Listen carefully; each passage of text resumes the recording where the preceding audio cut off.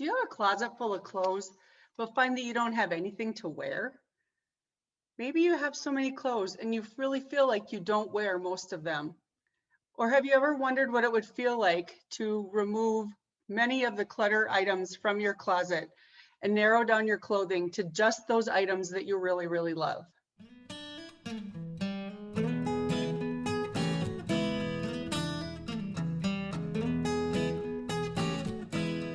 Well, today I'd like to talk to you about my proven strategy for decluttering your closet. And then what you'll do is use that strategy to hone in on all of the items in your closet that fit you well, that you wear all the time, and that you really, really love. And as a matter of fact, using this strategy, you can reduce the number of items in your closet by half. And that means that if you have 100 items in your closet today, when you get done with the process, you'll only have 50.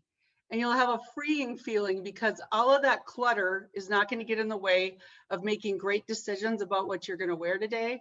It's going to simplify the decision process and really help you get dressed much more quickly and probably effortlessly. By focusing on many small decisions instead of feeling overwhelmed by the process of reducing the number of items in your closet, the process will go really smoothly and you'll be surprised and impressed by how easy it is.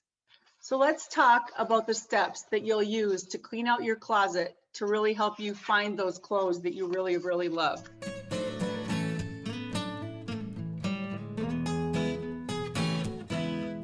The first step that you're going to do is group all of the clothing items in your closet by clothing category. So for example, you're going to put all the leggings together, all the pants together, all of the tops together, all of the tank tops together, skirts, dresses. I think you're getting the idea now. And pay attention to how big the categories are once you've done that. So for example, if you have a lot of tops, you might have 20, 30, 35, 40. What I suggest is 20 is easy to work with, but if you get down to a category that has 30 or more items in it, you might want to think about breaking that down into two smaller categories. So you might do that by taking the tops category and putting the short sleeve top separately from the long sleeve. Or if you have a large category of leggings, maybe you separate it into the day-to-day leggings that you wear and the activewear leggings. And it's just going to make the process feel a little bit more smoothly once you get going.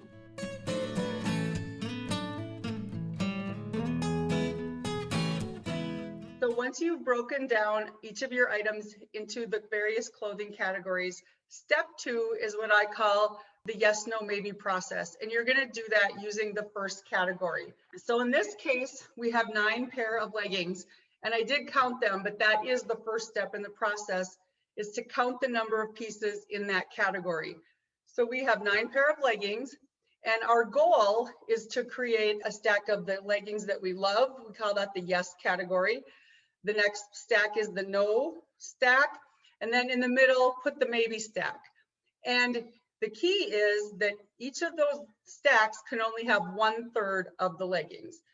So in this case, I'm going to try to get to 3 pairs of leggings in each of the yes, no, maybe categories. So as I pick up the first pair of leggings, I'm going to ask myself a bunch of questions.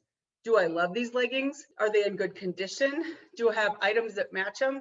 How do they fit? Do they fit pretty good? And in this case, these are not in that great of condition, so I'm going to put them in the no category. Next is one of my favorite pair of denim leggings. Definitely want to put these in the yes category. They fit great. I get lots of compliments. And the next pair is a pair of leggings. They're black leggings. Don't love them. Put them in this category. This is one of my favorite pairs of activewear leggings. Not sure. I already have a lot of activewear leggings, so I'm going to put that in the maybe category. And then I'm just going to keep doing this process with each of the leggings in the pile until I have 3 pair in each of the stacks. So now what I'm going to do is I'm going to take the yes leggings and I'm going to put them away back in my closet or in a special place in my bedroom to let me know that this is my yes category and this is the items that are going to go back in my closet. Once I do that, I'm also going to take the 3 pair of leggings that were in the no category, and I'm going to pack those away in a box so that they're ready to donate or sell at a garage sale or whatever I'm going to choose to do with the items that I'm getting rid of. But the key is put them away and get them ready to get out of your house, because you don't want to have any second thoughts or reservations.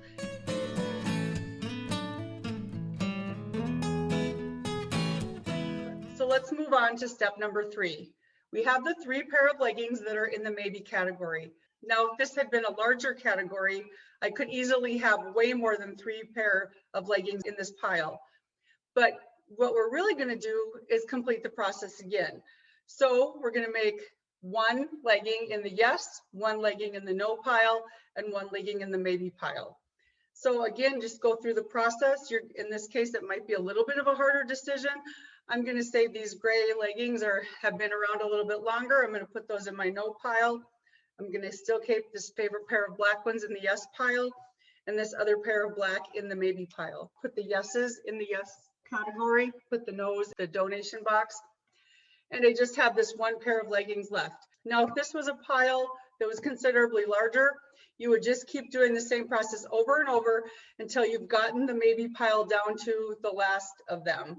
So we are down to the last pair. I need to now make a decision. Is this last maybe item going in the yes category or the no category? And I'm going to be a little bit frugal with my leggings today. I'm going to put this into the no category.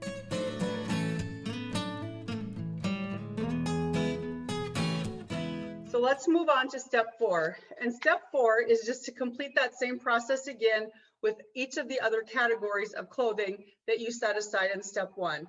So you're going to take your pants, go through the same process, go through all of the tops, same process, swimsuits, PJs, underwear, anything that you created as a category could now be put through the same process, and it will help you break it down into exactly half the items that you have today. And that's exciting. It means that you've taken the number of items in your closet and reduced it by half.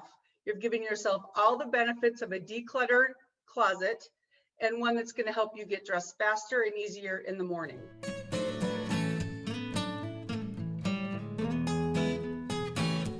Before we wrap up, let's just talk about a few extra tips that will help you clean out your closet much more effectively. First, if you feel overwhelmed with the size of a category, the first tip I have is to take that and break it into smaller categories. And that just gives you fewer items to deal with, and it might make the process go a little bit more seamlessly for you. So maybe if you have a bunch of jackets, you could put outerwear jackets separate from inside jackets, or casual jackets separate from work jackets, and that might help you make the process a little bit more streamlined. Conversely, sometimes it works to take a small category and merge it with another related small category so that the decisions aren't quite so hard. So for example, if you have evening wear dresses, you could put that into a category with all of your dresses, and then you're making a decision around your work dresses with your evening dresses, and it may make it easier to sort of pick and choose what dresses go in the yes, the no, and the maybe category. You can use this process for other areas of your life and of your closet, not just your clothing. So go through it with your accessories, do it with your shoes. I know, don't do it with your, yes, do it with your shoes. It's really hard for me to talk about getting rid of shoes, but I've even used it for other places in my house. I mean, one day I noticed that I had so many cookbooks, and I quickly went through them, did the yes, no, maybe, and I got myself down to half the cookbooks I had when I started. And then last, I would really think about your color palette as one of the evaluation tools when you're deciding what to keep. When all of the items in your closet have a common color palette or a complementary color palette, it too will help you be dressing much more effortlessly, because you'll have more choices with mix and match, and it won't bother you to have fewer items in your closet. Congratulations. Now that you've finished the closet clean out process and you've identified only those clothes that you really love, I invite you to also check out my free ebook, which is called The Formula for Dressing Effortlessly.